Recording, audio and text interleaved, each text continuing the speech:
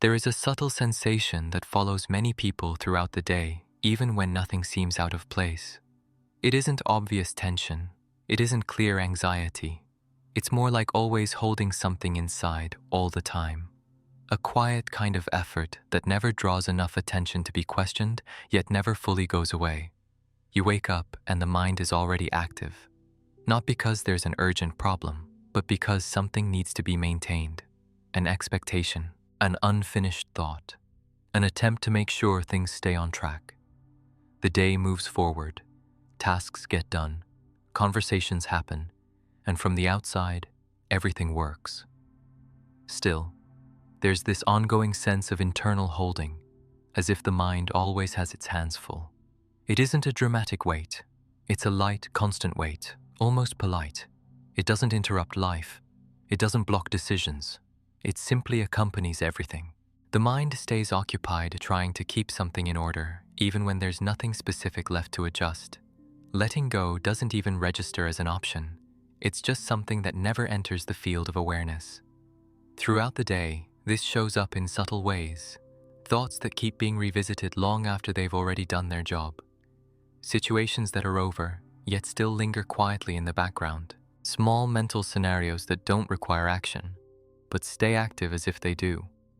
None of this feels important enough to justify effort, yet all of it consumes attention. What's striking is that this holding is rarely experienced as a choice. It happens automatically. The mind learned to hold on because at some point, holding on was useful. Control was necessary. Making sure things were right mattered. And even when those conditions change, the habit remains. The mind keeps holding out of inertia, not real necessity. This creates a strange feeling, a sense of always being slightly busy inside, even during moments of pause. You sit down, try to rest, and the body responds. But the mind stays in a state of mild readiness, as if there were still something to maintain. There's no urgency, but there is continuity. Over time, this constant holding begins to look like responsibility. Keeping everything mentally under control feels natural. It seems like care, like attentiveness, like maturity. And because of that, no one questions it, not even you. Holding on becomes the background of experience, so present that it stops being noticed. But there is a cost that doesn't show up as intense effort, but as gradual wear. The mind doesn't get tired from solving difficult problems, but from maintaining things that no longer need maintenance, holding out of habit, sustaining by default, ensuring things by reflex. This experience doesn't come with a clear thought saying, "I'm holding on too much." It shows up as a diffuse sense of internal occupation, as if the mind always has something in its hands, without remembering exactly what. And while this continues, letting go doesn't even appear as a conscious possibility. This is where something begins to take shape, still without a clear outline. Not an answer, not a solution, but the sense that maybe the exhaustion isn't coming from what's happening now, but from what continues to be held even after it no longer needs to be.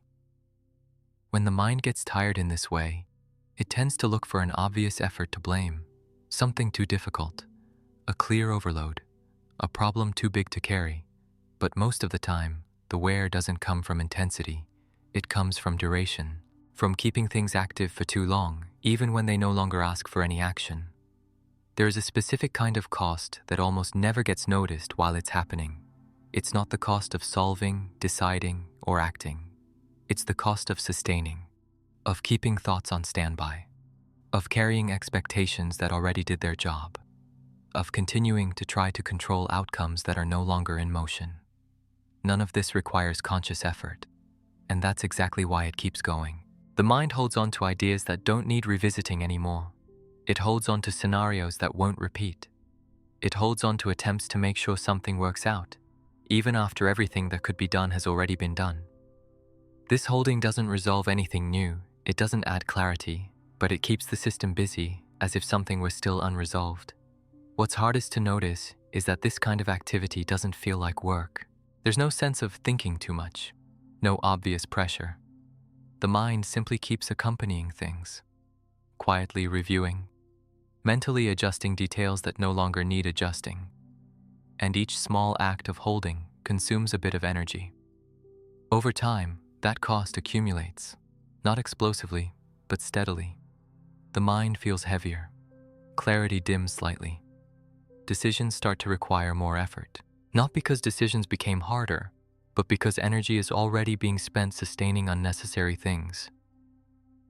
There's an important difference between useful attention and attention kept alive by habit. The first has a beginning, a middle, and an end. It closes when the task is done. The second doesn't find a natural stopping point. It stays active simply because it never received a clear signal that it could stop. And attention without closure tends to continue indefinitely. This way of functioning is often confused with responsibility, as if keeping everything under watch were a sign of maturity, as if letting go meant carelessness. So the mind learns not to release, not to fully relax, not to allow certain things to simply end on their own. But the cost of this quiet control begins to show up as fatigue. A fatigue that doesn't come from too much external activity, but from too much internal sustaining. From carrying narratives, expectations, and attempts at control that no longer have any practical function. What's most curious is that even when you rest, this cost is still being paid. The body stops, but the mind keeps holding on. Not because something is wrong now, but because it was never noticed that everything was already done. That there was nothing left to maintain. This is the point where something starts to feel uncomfortable in a different way. Not intense emotional discomfort, but the sense that maybe the exhaustion isn't coming from what you do, but from what you don't release. And that possibility, still vague, begins to touch something the mind usually avoids looking at directly. Letting go often feels harder than holding on, not because there's a clear fear or a concrete threat, but because the mind learned, over time, to confuse presence with control. The idea of not holding something internally feels strange, almost irresponsible, as if something might be lost the moment vigilance eases. That hesitation rarely shows up as panic or anxiety. It appears much more quietly, as a slight discomfort with the idea of not following, not reviewing, not mentally sustaining what has already been thought through, decided, or lived. The mind doesn't say, "This is dangerous." It just continues, out of habit. There is a quiet identity tied to this way of functioning. Being attentive, being responsible, being someone who doesn't leave loose ends. And within that logic, letting go doesn't feel like relief. It feels like failure, like excessive relaxation, like losing something that guarantees stability. The problem is that this system no longer distinguishes what truly needs to be maintained from what has already ended. Everything receives the same treatment, important thoughts and irrelevant ones, open questions and resolved issues. The mind keeps holding everything at the same level, as if stopping were always a risk. This pattern doesn't form all at once. It settles in gradually, first as care, then as constant attention, later as automatic vigilance. Before you realize it, there's no clear difference between being present and being in control. Everything happens under the same internal monitoring. That's why letting go feels unsettling, even without drama. It's not the fear of losing something specific. It's the unfamiliarity of not knowing who you are without this constant accompaniment. The mind quietly wonders what happens if I don't hold this right now. And without a clear answer, it chooses to continue. That continuing feels safe, but it carries a silent cost, because maintaining requires energy, even without conscious effort, even without visible tension. The mind stays busy sustaining narratives that no longer ask for presence, and that constant occupation blocks any real sense of rest. What's most delicate is that this way of functioning is rarely questioned.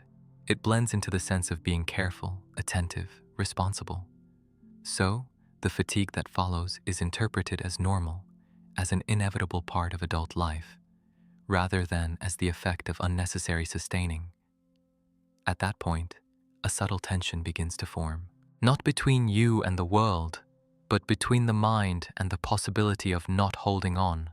Something inside notices that keeping everything active isn't providing more safety, only more weight, but another part insists, because it doesn't know any other way to be.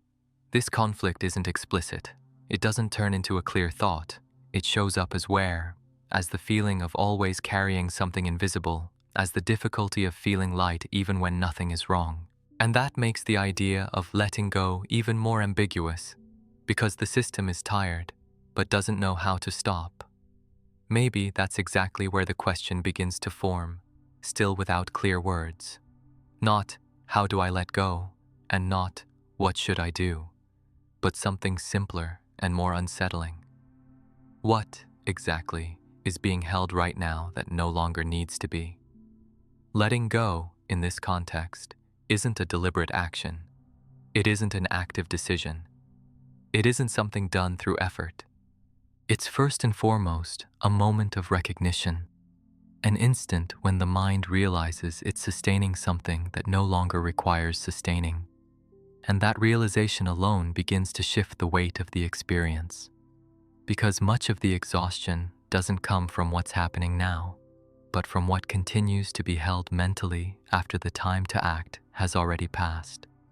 Thoughts that did their job, expectations that no longer guide anything, attempts at control that no longer produce real effects. All of this stays active not out of necessity, but out of continuity. When people hear "let go," they often imagine abandonment, carelessness, or loss of control. But what's at stake here is different. It's not about dropping responsibilities or ignoring what matters. It's about noticing that the mind is still holding things that no longer ask for presence. And holding without necessity comes at a cost. That cost is rarely felt in the moment it's being paid. It shows up later, as fatigue, as internal weight, as difficulty sensing mental space. Not because something is wrong, but because energy is being used to sustain something that could simply no longer be there. The central point isn't learning how to let go, but recognizing the excess of sustaining. Because as long as that isn't seen, the mind keeps operating in the same mode. It believes being present means keeping everything active, that attention only exists when something is being held, and that confusion keeps the cycle going. When this way of functioning starts to be observed more clearly, something reorganizes quietly. Not because the mind stops, not because thoughts disappear, but because the relationship with them changes.